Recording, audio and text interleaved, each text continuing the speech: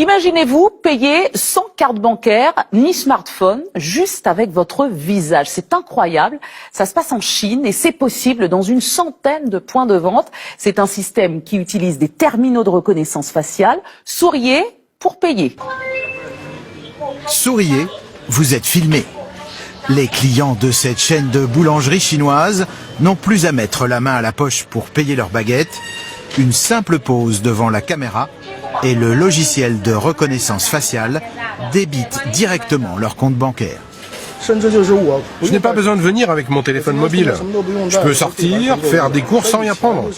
Ce n'était pas possible ni avec la première étape de paiement liquide, ni avec le paiement mobile.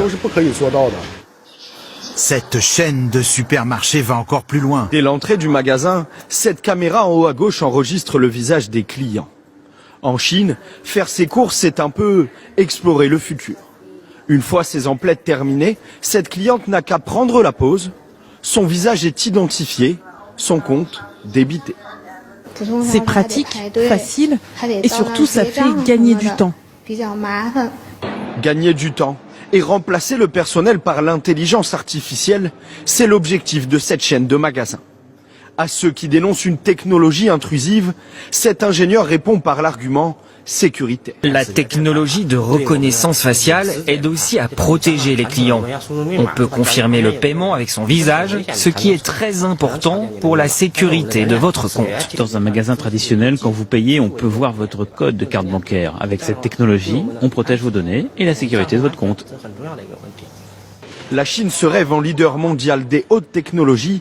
Le paiement par reconnaissance faciale est en plein essor, déployé à travers tout le pays, le plus peuplé du monde.